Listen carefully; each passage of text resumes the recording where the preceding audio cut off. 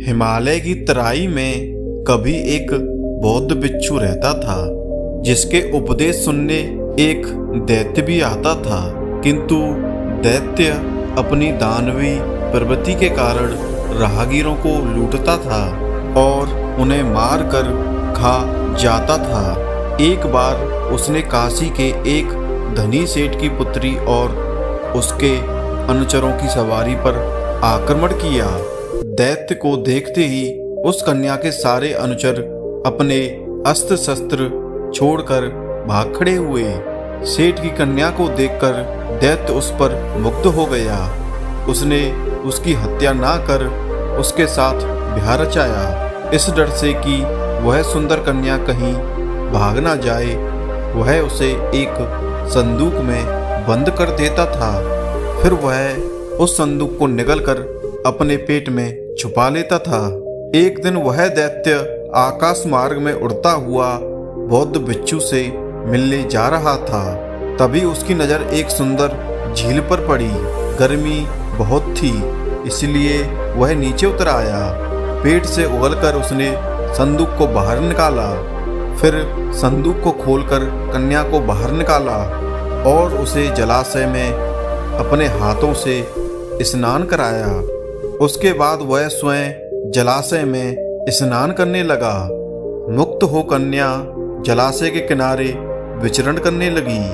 तभी कन्या की नज़र उड़ते हुए वायुपुत्र पर पड़ी, जो एक महान जादूगर भी था। एक अत्यंत सुंदर वायुपुत्र को देख कन्या ने उसे इशारों से अपने पास बुलाया। फिर प्रेम क्रीड़ा करने के लिए उसने उसे संदूक में बैठने को कहा। वायुपुत्र जब वहां बैठ गया, तब वह उसे अपने लिबास से ढककर स्वयं उसके ऊपर जा बैठी। नहाने के बाद दैत्य जब लौटा तो उसने संदूक को बंद कर फिर से अपने पेट के अंदर निगल लिया। उड़ता हुआ दैत्य जब बौद्ध भिक्षु के आश्रम में पहुंचा तो बौद्ध भिक्षु ने उसका स्वागत करते हुए कहा, आप तीनों का स्वागत है। साधु की बात सुन दैत्य चौंक गया, क्योंकि वह नहीं जानता था कि कन्या और उसके अतिरिक्त भी कोई तीसरा साथ था। बौद्ध भिक्षु की बात सुनते हुए उसने संदूक को पेट से बाहर निकाला। ठीक उसी समय वायुपुत्र संदूक से बाहर निकल रहा था।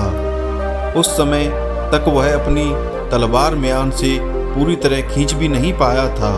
अगर और कुछ क्षणों का विलंब होता तो वह निश्चित रूप से दैत्य का पेट फाड़ देता। हवा में प्रकट होते ही वह वायुपुत्र हवा में विलीन हो गया। बौद्ध भिक्षु के वचन एवं ज्ञान को सुनने के कारण, क्योंकि दैत्य की जान बच गई थी, इसलिए उसने बौद्ध भिक्षु का धन्यवाद ज्ञापन किया। बौद्ध भिक्षु ने तब उसे शीलवान बनने की शिक्षा दी और उस कन्या को भी मुक्त करने का परामर्श किया। उस दिन के बाद दैत्य ने उस कन्या को मुक्त कर दिया एवं दैत्य शीलव्रती का बन गया। साथियों, ऐसी ही प्रेरणादायक कहानी व वीडियो देखने के लिए चैनल को सब्सक्राइब कर दीजिए और घंटी को ऑल पर सेट कर दीजिए, ताकि आने वाली वीडियो आप तक तुरंत पहुंचे। मैं मिलता हूं आपको अपनी नई कहानी के साथ। तब के लिए धन्यवाद।